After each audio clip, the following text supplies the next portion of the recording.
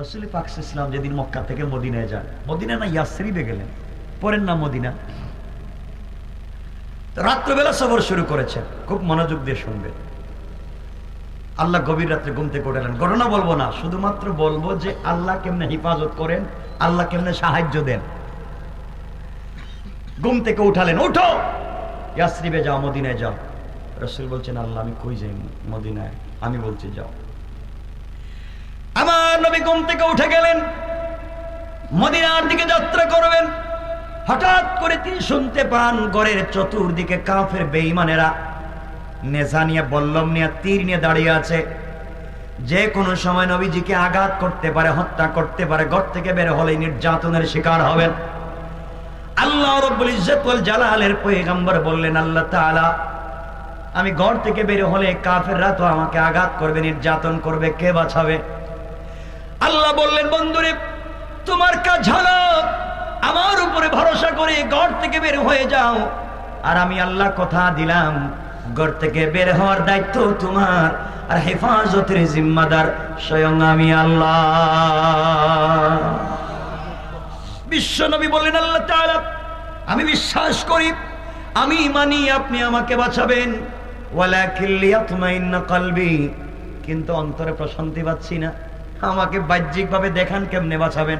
আল্লাহ বললেন, বন্ধুরে তাহলে একটা কাজ করো, হাতের মধ্যে কঙ্কর নেও, হাতের মধ্যে কিছু বালি নেও, হাতের মধ্যে কিছু পাথর নেও, কোরআন থেকে কিছু তেলাওয়াত করো, এখানে ঝাড়ফুঁক করো, কাফেরদের উপরে নিক্ষেপ করো। আমি কথা দিলাম তুমি নিক্ষেপ করতে দেরি হবে, আমি বাঁচাতে দেরি হবে না। পড়েন সুবহানাল্লাহ।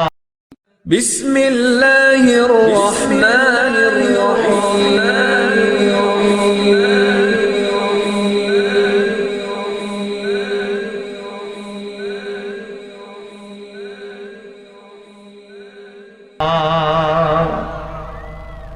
আমার বন্ধুগণ, আল্লাহ রাসূল বলেন, আল্লাহ তাআলা নিক্ষেপ করলে তো একদিকে যায়, আমি যেই দিকে মারবো ওদিকে যাবে। কাফের তো চতুর্দিকে, কেমনে বাঁচাবেন?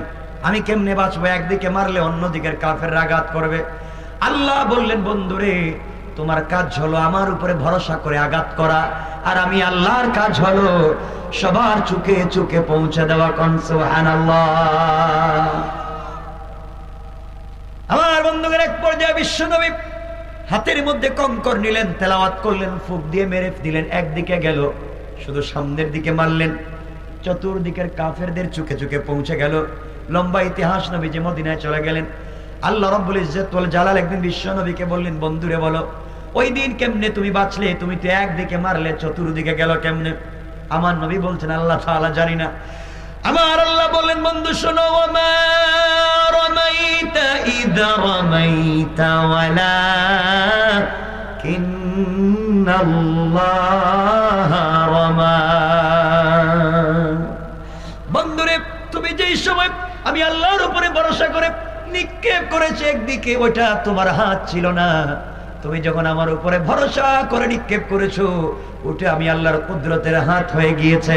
আর আমি আল্লাহ আমার হাত দিয়ে সকল কাফেরের চোখে পৌঁছে দিয়েছি। কোন সুবহানাল্লাহ। বুঝাতে চাইলাম, আমরা যদি আল্লাহর উপরে ভরসা করি, আল্লাহ আমাদের সাথে থাকবেন। ঠিক কিনা বলেন? এক পর্যায়ে বাদশা বলছে, এই আব্দুল্লাহ আপনাকে দাওয়াত দিয়েছে, পাঠাইলাম জাদুবিদ্যার জন্য, আর দিতেছে যেমন কালিমার দাওয়াত। এটা ধরে নিয়ে আসো আর মন্ত্রীকে পিঠাও। মন্ত্রীকে জেলে নিয়ে মায়ের শুরু। মন্ত্রী বলতেছে, আচ্ছা যা মারতে পারেন আপত্তি নেই, কিন্তু কালেমা পড়ে যে মজার স্বাদ পেয়েছি, মরে গেলেও তা ছাড়তে পারবো না। ইমানের উপর ইস্তেকামত কার না? বাদশাহ দেখলো মন্ত্রীর পিঠে লাভ নাই, কিছু বাইর হয় না। আব্দুল্লাহর খবর দেব। খোঁজে খোঁজে আব্দুল্লাহকে ধরা হয়েছে। এক পর্যায়ে বাদশার দরবারে আব্দুল্লাহকে হাজির করা হয়েছে। আব্দুল্লাহ, তোমাকে না আমি এত টাকা পয়সা খরচ করে জাদুবিদ্যা শিক্ষার জন্য পাঠালাম, তুমি এমন কি জাদুবিদ্যা শিখলা? তুমি এখন পাবলিককে তুমি কালিমার দাওয়াত দাও। বাদশাহ, আপনার টাকা দিয়েছেন ঠিক, আপনি আমার বাড়ি দিয়েছেন ঠিক, জাদুবিদ্যার জন্য গিয়েছিলাম তাও ঠিক, আপনার টাকায় জাদুবিদ্যা শিক্ষা করছি তাও ঠিক, দেশেই নিয়তে আসছিলাম, তাও ঠিক দেশে আইসা আমার আল্লাহ উল্টা আমারে জাদু কইরা কালিমা পড়াইয়া মুসলমান বানাইয়া বাদশাহ আপনার দরবারে দাঁড় করে বলতেছেন, বাদশাহ আপনিও কালিমা পড়েন। বাদশাহ কয় শেষ পর্যন্ত আমারে দাওয়াত। মায়ের আব্দুল্লাহ বলতেছে, যা মায়ের দিতে পারেন, আপত্তি নেই। মারতে মারতে এক পর্যায়ে আব্দুল্লাহ বলে দিয়েছে যে মুরব্বীর কাছে কালিমা পড়েছে, ওই মুরব্বীর কথা মনে আছে আপনার? ওই গাছের গোড়ার মুরব্বীর কথা মনে আছে? মুরব্বীকে খবর দিয়ে বাদশাহ দরবারে হাজির। মুরব্বী, আপনি জানেন আমার দেশে এগুলা নিষেধ, আপনি কেন করলেন? মুরব্বী বলতেছে, বাদশাহ জাহাপনা, আপনি নিষেধ করেছেন আর আমার আল্লাহ নির্দেশ করেছেন। আমি আল্লাহর হুকুম মানতে বাধ্য, বিদায় কালিমার দাওয়াত দিয়েছি। বাদশাহ ইউসুফ জোনাওয়াজ বলছে, আপনি জানেন এই অপরাধের শাস্তি কি? আমি জানি না, আপনি বলেন। এই অপরাধের শাস্তি হচ্ছে আপনাকে হত্যা করা হবে। মুরব্বী বলছেন, বাদশাহ আপনি আমাকে একবার হত্যা করবেন কেন? 1000 বারও যদি হত্যা করেন, এই কালিমার থেকে এক চুলও বিচ্যুত হতে পারি না। এই কথা বলবার পরে বাদশাহ ইউসুফ জোনাওয়াজ এই আল্লাহওয়ালা মুরব্বীর মাথার মধ্যে গাছ কাটার করাত লাগাইয়া জীবন্ত মানুষকে 2 টুকরা করে দিয়েছে। আল্লাহর ওলি কালিমার কারণে 2 টুকরা হয়ে গেলেন, কিন্তু একটা সেকেন্ডের জন্য কালিমা ছেড়ে দিলেন না। এবার আব্দুল্লাহকে হাজির করা হলো। বাদশাহ মন্ত্রীদেরকে, বাদশাহ সেনাবাহিনীকে বলতে, শোনো, 70 জন সেনাবাহিনীকে বলতে, শোনো, আব্দুল্লাহকে আমার সামনে নিয়ে আসো। আব্দুল্লাহকে বাদশার সামনে হাজির করা হলো। বাদশাহ বলছেন, আব্দুল্লাহ রে শোনো, তুমি যদি এই মুহূর্তে কালিমা ছেড়ে দাও, আমার দেশ নাজরান অর্ধেকের মালিক তোমাকে বানায়া দেব। আমার একটা মাত্র, শুধুমাত্র কেবলমাত্র একটা মেয়ে আছে, এই মেয়েটাকে তোমার কাছে বিয়ে দিব, তুমি আমার মেয়ের জামাই। আমি মরে গেলে এই দেশের মালিক তুমি হয়ে যাবে, তুমি কালেমা ছেড়ে দাও। আব্দুল্লাহ ডাক দিয়ে বলছে, বাদশাহ জাহাপনা শোনেন, আপনি যদি আমার এক হাতে আসমানের চন্দ্র সূর্য উঠায়া দেন, আর এক হাতে গোটা দুনিয়া রেজিস্ট্রি করে উঠায়া দেন, দুনিয়ার সুন্দরী মেয়েদেরকে আমার খাদেমা বানাইয়া দেন, বাদশাহ দুনিয়ার সব কিছুকে লাথি মেরে ফেলে দিতে পারি, কিন্তু একটা সেকেন্ডের জন্য আল্লাহর কালিমা ছেড়ে দিতে পারি না। বাদশাহ দেখলো কাজ হয় না, কোনোভাবেই দিন থেকে সরানো যাবে না। এক পর্যায়ে বাদশাহ সেনাবাহিনীকে ডাক দিল, যাও আব্দুল্লাহকে নিয়ে যাও, হাতে পায়ে দড়ি লাগাইয়া পাহাড়ের উপরে উঠাইয়া ধাক্কা দিয়ে পাহাড় থেকে নিচে ফেলে দিবা, যেন হাড্ডি গুড্ডি সব ভেঙে চুরে চুরমার হয়ে যায়। এইভাবে তোমরা তাকে নির্যাতন করে হত্যা করবা, নিয়ে যাও।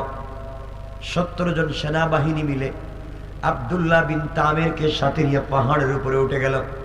হাত পা বেঁধে পাহাড় থেকে যখন ফেলে দিবে, এমন সময় আব্দুল্লাহ আসমানের দিকে চাকাই আল্লাহকে ডাক দিয়ে বলছে, আল্লাহ তাআলা, শুধুমাত্র কেবলমাত্র তোমার জন্য, তোমার দ্বীনের জন্য আমার উপরে তো নির্যাতন হচ্ছে। আল্লাহ তাআলা, আমি কালিমা ছেড়ে দিলে বাদশার মেয়েকে বিয়ে করতে পারতাম, দেশের মালিক হতে পারতাম। আল্লাহ তাআলা শুধুমাত্র কেবলমাত্র তোমাকে ভালোবাসে, সব ছেড়ে দিলাম। আয় আল্লাহ তাআলা, তোমার জন্য আমি সবকিছুকে বিসর্জন করতে পেরেছি, তুমি কি আমাকে হেফাজত করতে পারো না? তুমি কি আমাকে এই নির্যাতন থেকে রক্ষা করতে পারো না? এই কথা বলে যখন চোখের পানি ছেড়ে দিয়েছে, আল্লাহ রাব্বুল ইজ্জত ওয়াল জালাল সব সময় বলেছেন মাজলুমের পক্ষে থাকবেন, সবরকারীদের পক্ষে থাকবেন। সাথে সাথে আল্লাহর আরশের মধ্যে কম্পন শুরু হয়েছে। আল্লাহ ডাক দিয়ে জমিনকে বললেন, ইদা জুলজিলাতিল আরদু জিলজালাহা। জমিনকে বললেন, পাহাড়কে বলেন কাঁপতে শুরু করো। পাহাড় কাঁপতে শুরু করলো, ভূমিকম্প শুরু হয়ে গেল। 70 জন সেনাবাহিনী আব্দুল্লাহকে ছেড়ে দিল। নিজের জীবন বাঁচানোর জন্য যখন দৌড়ায়, আল্লাহ রাব্বুল ইজ্জত ওয়াল জালালের হুকুমে পাহাড় টুকরা টুকরা হয়ে গেল। ফেটে গেল। 70 জন সেনাবাহিনী পাহাড়ের মধ্যখানে ঢুকে গেল। আল্লাহ পাহাড়কে আগের মতো একত্রিত করে দিলেন। আর আব্দুল্লাহ বিন তামিরকে 70 জন সাহাবী, 70 জন সেনাবাহিনী ইন্তেকাল করলো, পাহাড় আগের মতো হয়ে গেল। আর আব্দুল্লাহ বিন তামিরকে আল্লাহ সুস্থ রেখে ভালো অবস্থায় হাঁটাইয়া হাঁটাইয়া বাদশার দরবারে পৌঁছে দিয়েছেন। কান সুবহানাল্লাহ। বাদশা জিজ্ঞাসা করে, আব্দুল্লাহ রে বল, আমার 70 জন সেনাবাহিনী কোথায়? আব্দুল্লাহ বলতেছে, আমি দেখে আসছি, ওরা আমাকে ছেড়ে দিছে, আমাকে ছেড়া দিয়ে ওরা পাহাড়ের উপরে আল্লাহুম্মা বিসমিকা আমতু আহিয়া কয়ে ঘুমিয়ে গেছে। ওদেরকে আর পাবেন না। বাদশার কি মাথা খারাপ হয়েছে নাকি? এই কথা শুনে বাদশার মাথা গরম হয়েছে। মরার সময় আমার সঙ্গে ঠাট্টা করো, দুষ্টামি করো। আরো 70 জন সেনাবাহিনী দিয়েছে, যাও একই মুহূর্তে সাগরে নিয়ে যাও, হাত পা বেঁধে সাগরের মধ্যখানে নদীর থেকে ফেলে দিবা, হত্যা করবা। 70 জন সেনাবাহিনী আব্দুল্লাহকে নিয়ে গিয়েছে সাগরের মধ্যখানে, হত্যা করে ফেলবে। এমন সময় আব্দুল্লাহ বলছে, আল্লাহ তাআলা তুমি আমাকে পাহাড়ে রক্ষা করেছো, এই মুহূর্তে তুমি যদি আমাকে সাগরে রক্ষা না করো, কাফেরেরা বলবে তোমার ক্ষমতা পাহাড়ে চলে, সাগরে চলে না। এই কথা বলে ঠাট্টা করবে, মস্করা করবে। আল্লাহ তাআলা তুমি যদি আমাকে এই মুহূর্তে সাগর থেকে বাঁচাইয়া দাও, আমি কথা দিলাম, কথা দিলাম, এই দেশের সকল জনগণের কানে কানে তোমার তাওহীদের দাওয়াত পৌঁছায়া দেব। সাথে সাথে সাগর উত্তাল হয়ে গেল, নৌকা ভেঙে টুকরা টুকরা হয়ে গেল। 70 জন সেনাবাহিনী পানির মধ্যে ডুবে গেল, ইন্তেকাল করলো। আর আব্দুল্লাহ বিন তামির পানির উপর দিয়ে হেঁটে হেঁটে বাদশার দরবার পর্যন্ত সুস্থভাবে পৌঁছে গিয়েছে। বাদশাহ বলে, আব্দুল্লাহ তোর শরীরে কোনো পানি নেই, জুতার নিচেও পানি নেই, তুই কেমনে এখানে আইলে? বাদশাহ আমার আল্লাহ আমাকে বাঁচাইছেন, আর আপনার 70 জন দেখতেছি গোসল করতে করতে ডুবে গেছে। মানে কি? প্রতিদিন 70 জন করে দিবেন, 1 মাস করে দেখবেন একজনও নাই। আল্লাহু আকবার, আল্লাহু আকবার। আপনি আমার রবের বিরুদ্ধে লাগছেন, পারবেন না। বাদশাহ চিন্তা করলো, প্রতিদিন যদি 70 জন করে দেই, একদিন তো সেনাবাহিনী থাকবো না। ঠিকই না বললেন? তাই কেমনি আটকানো যায়? আল্লাহ বলছেন কৌশলটা আমার, তুমি ব্যর্থ। এখন বাদশাহই বলতেছে, আব্দুল্লাহ তুই নিজেই ক তোরে কেমনে মারা যায়। আচ্ছা এই কথা কি তুমি পাগলে বলবে? আমি কি বলবো আমারে কেমনে মারা যায়? আব্দুল্লাহ চিন্তা করলো, আমার তো খেয়াল হচ্ছে মরার আগেও এর জবানে কালিমা পড়ে ছাড়ো। আব্দুল্লাহ বলছে, বাদশাহ আমার কাছে একটা কৌশল আছে, আমাকে মারতে পারবেন, কিন্তু আমার একটা শর্ত আছে। ও বাবা, যে শর্ত বলবে হেঁটেই রাজি। তোরে মারা যাবে কিনা এটা কো, মারতে পারবেন আমাকে, এইটাই দরকার আমার, তুই যা চাইবে তাই। আব্দুল্লাহ বলছে, বাদশাহ আমাকে যদি মারতে হয় আমার কথা আপনাকে শুনতে হবে, কিন্তু মারতে পারবেন। কি করা লাগবে? আপনি গোটা দেশে 1 মাস আমার নামে মাইকিং করবেন, ঘোষণা করবেন। গোটা দেশের আবাল বৃদ্ধ বনিতা সকল মানুষকে একটা মাঠে একত্রিত করবেন। ওই জায়গায় আপনি আমাকে নিয়ে যাবেন, আর পাবলিককে বলবেন একটা যুবককে হত্যা করতে চাই, যুবকের নাম আব্দুল্লাহ। এইবারে দেশের সকল মানুষকে মাঠে নিয়ে আসবেন, আমাকে ওই জায়গায় আপনি নিয়ে যাবেন, নিয়ে আমার গলায় আপনি ছুরি লাগাবেন, কিন্তু মারতে পারবেন না। ওই সময় আমি আপনাকে একটা দোয়া শিখাইয়া দিব, দোয়া। এই দোয়া বলে যদি আমার গলায় ছুরি লাগান তাইলেই কেবল আপনি মারতে পারবেন, আর এই দোয়া না পড়লে মারতে পারবেন না। সুবহানাল্লাহ। বাদশাকে যত দোয়া বল সব পড়তে পারছে, তুই মরবে কিনা এটা বল। এই দোয়া যদি পড়েন তাইলে মারতে পারবেন, আর না হয় মারার কোনো সুযোগ নাই। বাদশা বলছে, ঠিক আছে আমি সবাই আয়োজন করতেছি, এরপরে তোকে মারা লাগবে, কারণ বাদশার একটাই টার্গেট, ও মইরা গেলে এই দেশে আর কেউ কালিমার দাওয়াত কথা বলেন দিবে না। কিন্তু কৌশল করছেন কে? আল্লাহ। সবাই বলেন কে? আল্লাহ। আমার বন্ধুগণ গভীর মনোযোগ, লম্বা কথা সংক্ষেপ করে দিলাম। এক পর্যায়ে এই নির্ধারিত দিন পৌঁছে গেল। বাদশাহ গোটা দেশের মানুষকে একত্রিত করলো, সকল মানুষ যখন মাঠের মধ্যে জমা হয়ে গেল, আবাল বৃদ্ধ বনিতা নারী পুরুষ সকলেই হাজির। সবার একটাই চিন্তা, পৃথিবীতে বাদশা কত মানুষকে হত্যা করেছে, কোনদিন কাউকে দাওয়াত করে নাই, আর আজকে মাত্র একটা যুবককে মারবে, তাও গোটা দেশের মানুষকে জমা করেছে। জানতে চাই মানুষের ভিতরে আগ্রহ কমছে না বাড়ছে? কথা বলেন। সবাই আব্দুল্লাহকে দেখতে চায়। গোটা দেশের মানুষ যখন মাঠের মধ্যে হাজির, সবার সামনে একটা মঞ্চ করা হলো। এই মঞ্চে আব্দুল্লাহকে শোয়াইয়া হত্যা করা হবে। বাদশা ডাক দিয়ে বলছে, আব্দুল্লাহ রে, এই মুহূর্তে তোমাকে হত্যা করা হবে, তুমি বলো তো তোমার জীবনে কোনো চাহিদা আছে কি? আব্দুল্লাহ ডাক দিয়ে বলছে, বাদশা যাবো না, অবশ্যই আছে। কি আছে তোমার চাহিদা? আব্দুল্লাহ বলতেছে, আমার চাহিদা হলো এই মুহূর্তে আমি 2 মিনিট ওয়াজ করব। কি করবে? 2 মিনিট নসিহত করব, এছাড়া তোমার কাছে কিছুই চাই না।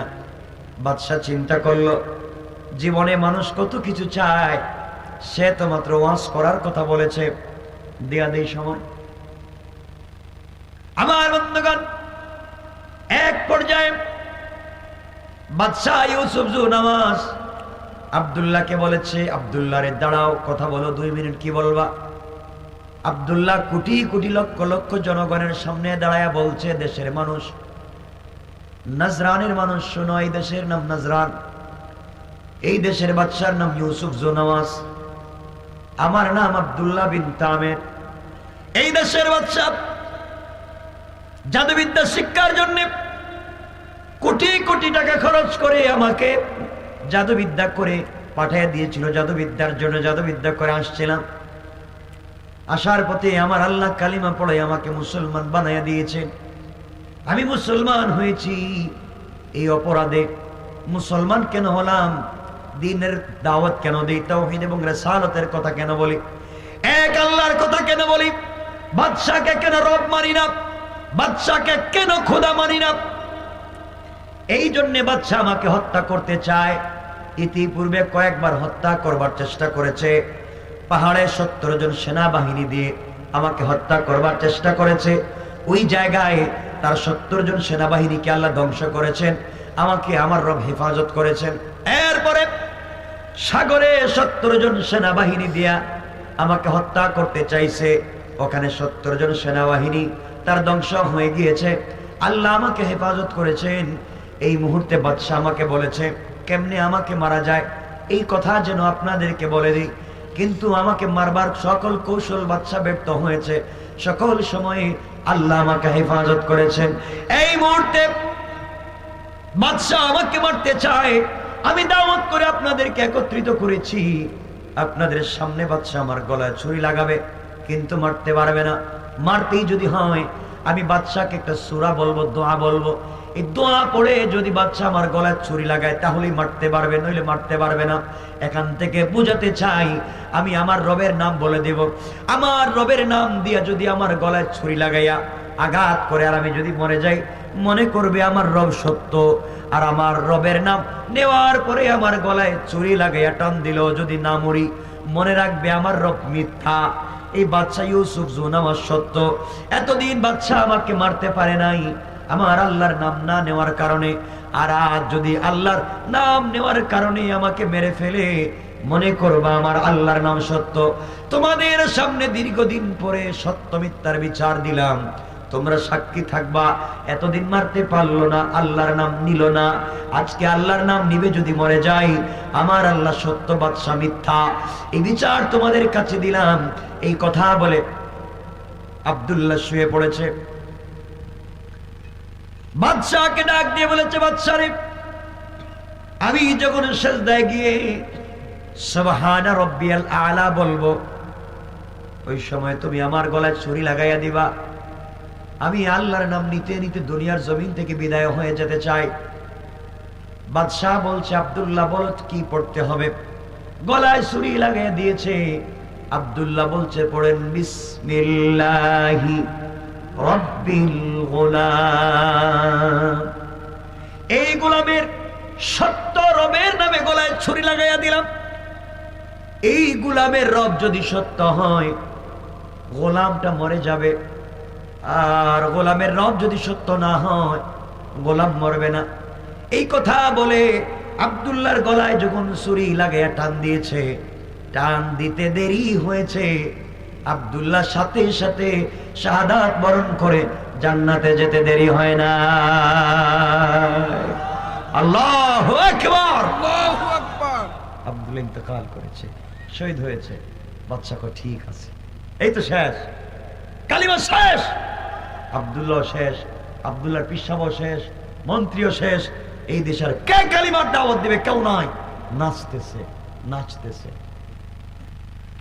আমার বন্ধুগণ, এক পর্যায়ে বাদশা বলতেছে কেউ নয়, এই দেশে আমার পরে আর কারো ক্ষমতা নাই, কোন আল্লাহর ক্ষমতা নাই।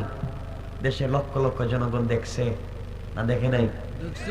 দেশের জনগণ চিন্তা করে এতদিন আব্দুল্লাহকে মারতে পারলো না, আব্দুল্লাহর আল্লাহর নাম না নেওয়ার কারণে। আর আজকের বাদশা আব্দুল্লাহকে মারতে পেরেছে আব্দুল্লাহর আল্লাহর নাম নেওয়ার কারণে। তাহলে তো আব্দুল্লাহর আল্লাহই দেখতেছে সত্য আল্লাহ। আল্লাহু আকবার বলেন। এতদিন মারতে পারলো না, আব্দুল্লাহর আল্লাহর নাম নেইনি, আজ মারতে পারলো আব্দুল্লাহর আল্লাহর নাম নেওয়ার কারণে। তাহলে এতদিন তো আমরা ভুল পথে ছিলাম, আব্দুল্লাহর আল্লাহ সত্য আল্লাহ। এতদিন তো আমরা ভুল ভাবে ইউসুফকে খোদা মনে করেছি। দেশে লক্ষ লক্ষ জনগণ দাঁড়াইয়া গেল, আর বাদশা ইউসুফ সুনাওয়াজকে লক্ষ্য করে বলছে, বাদশারে এতদিন ভুল পথে ছিলাম, ইউসুফ সুনাওয়াজের শাহাদাতের মাধ্যমে আমাদের চোখে আঙ্গুল দিয়ে দেখাইয়া দিল তুমি ভুয়া, তুমি মিথ্যাবাদী, আব্দুল্লাহর আল্লাহ সত্য আল্লাহ। এই মুহূর্তে তোমার সামনে আব্দুল্লাহর রক্তকে সাক্ষী রেখে আমরা দেশের লক্ষ লক্ষ জনগণ তোমার সামনে কালিমা পড়ে মুসলমান হয়ে গেলাম।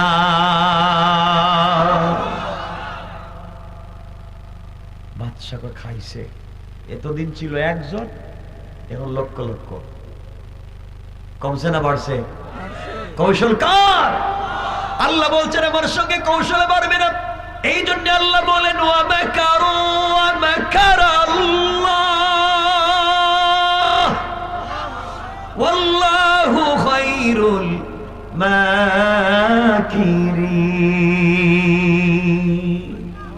তুমি কৌশল করেছো আমার আব্দুল্লাহর শাহাদাতের মাধ্যমে এই নাজরান থেকে দিনকে মুছে দিবা, আর আমি আল্লাহ কৌশল করলাম আব্দুল্লাহর শাহাদাতের মাধ্যমে গোটা দেশের জনগণের কানে কানে দিন পৌঁছায়া দিলাম। কোন সুবহানাল্লাহ।